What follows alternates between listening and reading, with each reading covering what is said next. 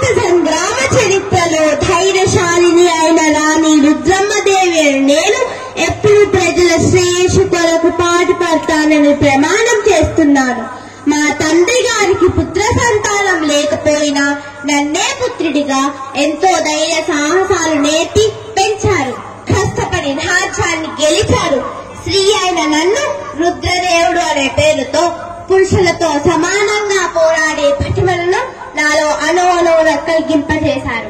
మా తండ్రి గారు స్త్రీలను అన్ని రంగాలలో పోరాడేలా, పురుషులతో సమానంగా కృషి చేసేలా, ధైర్య సాహసాలు నింపడానికి, అదే విధంగా స్త్రీలను అన్ని రంగాల్లో ముందడుగు వేసేలా, ఎలాంటి భయభ్రాంతులకు లోటు కాకుండా ఉండేలా వారిలో పోరాట స్ఫూర్తిని నింపడానికి నేను కృషి చేస్తాను. నేను స్త్రీ అని తెలిసి రాజ్యాధినేతగా సామర్థ్యం ఒప్పుకోలేదు. మా నాన్నను అవమానించారు, బాధ పెట్టారు. నేను తట్టుకోలేకపోయాను. నేను రాజుగా పురుషవేషంలో ఉన్న నాకు దేహో కొట్టిన మీరు నేను రాణిని అని తెలిసి నాకు ఎందుకు ఎదురు తిరుగుతున్నారు? అయినా నేను భయపడలేదు. సామంతులను ఎదిరించా, గెలిచా.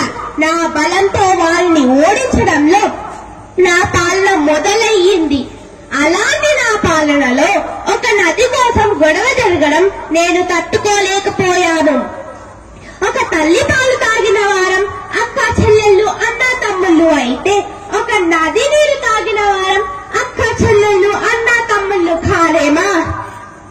ఈ చేతులు దాన ధర్మాలు చేయడానికైనా, కత్తి పట్టి యుద్ధంలో పోరాడడానికైనా, కథన రంగాల్లో శత్రువులని మట్టిలో కల్పించడానికైనా సిద్ధంగా ఉంటాయి. ఏ స్త్రీ అయినా కథం తొక్కి ముందుకు సాగితే ఏదైనా సాధించగలదు. జై హింద్, జై Hind. Thank you so much. Excellent performance. అసలు ఇంత పెద్ద డైలాగ్ ని గుర్తు పెట్టుకొని డెలివర్ చేయడం చాలా కష్టం. You have done really a good job. Congrats.